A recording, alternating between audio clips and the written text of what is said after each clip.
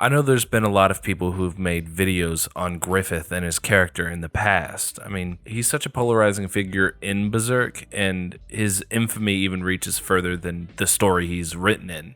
And I'm sure a lot of that has to do with the atrocity that was the eclipse and what Griffith did in the eclipse. But nonetheless, I wanted to make a video on Griffith and his character and role in Berserk and why I find it so compelling and interesting. This isn't going to be a full analysis or anything. I'm not going to go over every single plot point and every single thing that he does in Berserk, but I'm just going to go over his overall character and things that I find interesting about it. If you would like to see that, let me know down in the comments below. I mean, that video would probably be a couple hours long if I went over everything, but it might be worth watching. So if you guys would want to see that, let me know and I'll get on it. My name is Josial, and if you like this video, please support it by leaving a like, comment, and maybe even subscribe. Now, let's get on to Griffith, the perfect villain.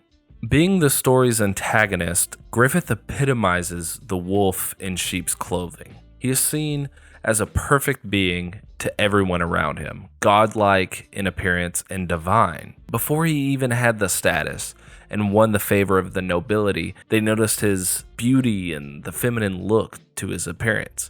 And all of his followers, the Band of the Hawk, praised him for everything that he's done and everything that he continued to do, and that would eventually lead to their downfall. And I think that's an important thing to note, even though it's been said over millions and millions of times. Even though I consider Griffith to be a perfect villain, I think the perfections come from the imperfections and cracks in his personality and the way that he thinks.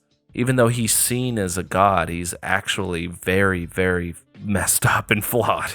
Griffith has always been special. Despite him being born into poverty, he dreamed of owning a kingdom and being a king, which was a pretty far reach from where he came from. Now, there's a lot of interpretations on Griffith and if he was actually preordained or destined to own his kingdom, but I think it actually goes deeper than that. A lot of the things that the God Hens say, I think, are manipulation tactics on their end. I don't think it's as cut and dry as they like to say it is. You see, the egg of the king is given to people who can transcend humanity and become this godlike figure, but that doesn't mean that they will. Griffith had the choice whether he wanted to sacrifice his followers or not, and he chose, of course, to do it. I think the God Hand actually said a lot of things to sway his decision, but I mean, of course, a lot of things led up to that actually made him make it. The incessant desire to acquire a kingdom caused him to be a god among his peers and caused them to be vastly inferior. Learning tactical skills and becoming a great leader caused him to miss out on core experiences that he actually really needed. Things that would shape his personality into being a better person that he never learned how to do. And all of this had an unforeseen effect on Griffith and his character that I think I've really only seen mentioned twice, and that's Griffith is a literal man-child. We see this become apparent by his desire to dominate everyone around him, including Guts. Now, personally, I don't subscribe to the narrative that Griffith was completely uncaring to everybody around him. There's a lot of people who actually do. They think that Griffith just did not care about his comrades and did not care about anybody that he did anything to. But I mean, there was multiple scenes that showed otherwise. Like the scene where there was this child that was following Griffith around and looked up to him and wanted to be a great soldier who fought under Griffith. And this child ended up dying, and Griffith had this child's blood on his hands, and it obviously disturbed him greatly, and there was multiple scenes that showed that. That being said, I just don't think he acquired the proper tools in order for his care to be shown in a healthy and prosperous way. If it had, I don't think anything that actually happened would have taken place. Things would have been completely different in Berserk. There could have been an open dialogue between Guts and Griffith could have actually learned how to be a healthier and better man because of Guts. He could have truly valued his comrades and truly valued everybody around him instead of using them as stepping stones and as tools to get what he wanted. I know it sounds like I'm kind of flip-flopping between, oh, Griffith cares about his comrades, but then they're tools to use what he wants. I promise I'm not. Griffith can use them as tools and can use them as people to get what he wants and still care about them. This is what I mean that Griffith is a man-child. He cares about these people. He actually feels for them, but he just can't help but see them as inferior to him or as stepping stones to use them. So just like all of us, we are all flawed. Griffith is very flawed, and Miura took very, very, very fine care with Griffith. And I love what he did to Griffith, because obviously, Griffith, we're supposed to hate Griffith. Griffith is a crappy human being. Nobody likes Griffith now. He is just all of the memes. Griffith did nothing wrong. He did. That's what makes the meme so funny, is that we all know that Griffith did something wrong, but so the reason Guts leaves the Band of the Hawk is because he overheard his conversation with Griffith and Charlotte. There was multiple things that Griffith said that really resonated with Guts, but there's one in particular that I think holds the most weight. I'm going to read it verbatim right here. I have it pulled up, and this is what it says. Dreams breathe life into many and can cage them in suffering.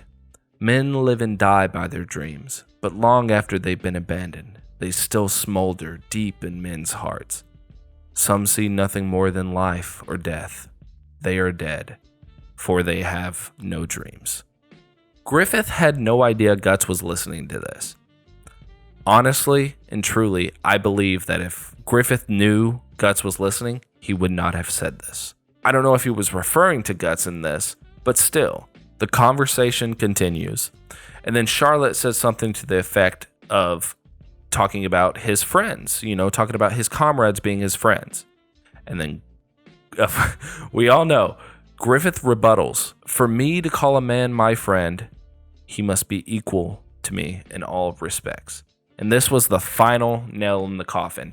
If this conversation did not take place, I honestly do not believe that Berserk would have ended up the way that it did. But of course, we had to have some sort of thing in the plot that caused it to move forward. But if Griffith did not let any of these words come out of his mouth, Guts probably would have stayed with the Band of the Hawk. Nobody would have been sacrificed. Griffith spent his entire life being better than everybody. He was always better than everybody, and he knew that.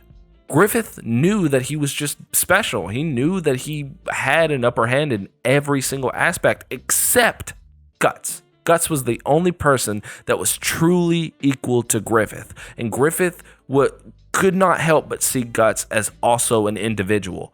Everybody else, he did not. He felt for them. It was almost sympathy, but Guts was different. He was special, like Griffith was. So yes, Guts was the first person that Griffith seen as a true equal. Griffith held love for Guts. It was a toxic love, not a true love. And not in some sort of homosexual way, which there's nothing wrong with that if that's what Griffith was into. I don't think that's what that was, but in my interpretation of it, he had love almost like a family member, like a brother. He was truly like a brother to Griffith, but he still wanted to have possession over him. The reason why the love was toxic and it wasn't like a true love is you can't truly love something without giving it to free will and choice of whether it wants to follow you and wants to be with you or not. Obviously, Griffith did not do that with Guts. They had a battle, and it was decided that if Guts won the battle, then he would be Griffith's possession, and the only way that it can leave is if they have a battle. So Guts really did not have a choice. He was literally forced to be with Griffith. But we see all of this possession almost like this toy is mine. I really want this whenever Griffith puts his hands on Guts' cheeks and says, you are mine. And this becomes even more apparent after Guts is going to leave the Band of the Hawk and Griffith is just completely shattered. He goes running straight to Charlotte. He has with her, and all he can think about is Guts. And some people tried to twist this into like Griffith is deriving some sort of pleasure from thinking about Guts in that way. It's like, no, he just cannot keep his mind off of Guts and what Guts did. He left. Griffith wanted that control. He wanted to continue to control, even if he couldn't control Guts. He wanted to feel like he had some sort of control over something, and that was Charlotte. I would go as far as to say that I don't think Griffith even derives pleasure from. every single time we see him do it is to further his dream. Like whenever he'd done it with Charlotte, whenever he'd done it with the, I'm not going to say what he was, but we all know what he was. I'm going to put a picture of him up on the screen. We know what this dude was. I don't want to get demonetized, so you know. It's not something that he just finds pleasurable. The one thing that he finds pleasurable is furthering his dream. It seems like in the whole series that the only time that we see him truly be happy is whenever he's furthering his dream, except in the presence of Guts. I'm not going to say every time, because I'm sure there's some outliers in this, but nearly every time we see Griffith laughing or enjoying himself is whenever he's furthering his dream. But there's multiple instances in which Griffith is actually smiling and laughing with Guts without even doing anything, just having a nice conversation with him, or like whenever they're taking a bath and throwing water on each other. I mean, come on. It was a good scene. Come on. It's wholesome. It's nice and everything, you know. We don't really get that in Berserk, so it's nice. But either way, his desire for control wound up making him lose the one person that met the criteria of being his equal, and he didn't even know it at the time. I mean, he faulted everybody else but himself, denying any plausibility that he was at fault. He blamed everybody around him but himself. I mean, he blamed Guts for losing sight of his dream. Even when he was being tortured, he was still blaming Guts. That's why whenever Guts comes in to try and rescue him, that's why he puts his hands over his neck, is because he wants to kill him. He wanted to strangle him. I'm pretty sure I'm going to have to censor most of these words, so yeah, sorry about that. He had ample opportunity to reflect on his decisions and what he has done, and he still came to the conclusion that he wasn't in the wrong. It was everybody else. So, and this leads me to one of the most pivotal scenes, at least before the eclipse happens. And that's the scene where Griffith throws himself on Casca. There is so many interpretations of this. I have my own interpretation. And I think it's similar to what he did with Charlotte. So he's seen that Casca and Guts had a love for each other. Just like how whenever he went running back to Charlotte after Guts left the Band of the Hawk, he wanted to imbue his control once again. So this, of course, was foreshadowing what happened in the eclipse, but I think it goes a little further than that. He wanted to do the exact same thing that he did with Charlotte, but now it was so much worse. He had basically no control over his body. He couldn't really do what he wanted to do, and so it was seen as almost pitiful. And he could not take control over Casca. He just laid on top of her almost like a lifeless body, and I don't feel sympathy for Griffith, but yes, it was pitiful because you see what he went through. But I mean, at that time, yes, I mean it was. So you could be sympathetic towards that, but of course, after what he did in the eclipse, nah. And after all of that happened, this literally broke Griffith. He had no control over anything in his life anymore. All of the control that he had was stripped away from him, and that caused him to just break. And he wanted to get away, so he took the horse, and we all know what happened after that. And one of the things that should be mentioned is the first thing he did with the power of the God Hand is take back control and punish Guts for what he believed Guts had done to him, abandoning his humanity and using as a tool once again. And that's why I think Griffith is the perfect villain. Griffith is so unbelievably hateable, but there is a side to him, at least before what he does in the eclipse, that we can at least sympathize with. He's an imperfect individual that portrays himself as perfect, and he continues to follow his dream in all of the new chapters of Berserk, and we all hate him. He is the perfect mirror for Guts, and I'm excited to see what happens in the future, and I hope he gets his head. I hope he gets what's coming to him, because he will. I know he will. I know he will. So I know I didn't really talk about Griffith after the eclipse, and there's a reason for that, because I feel like that could be another video or a series of videos. But I just really, like I said at the beginning, I just really wanted to go over his character as a whole and why I find him compelling as a villain. Of course, I've said this so many times, I don't think that Griffith is a good person. I think that we all should hate him. He is the exact same thing that we should hate and we should aspire not to be. But I do think that we can learn from him. So, of course, I think he's a perfect villain.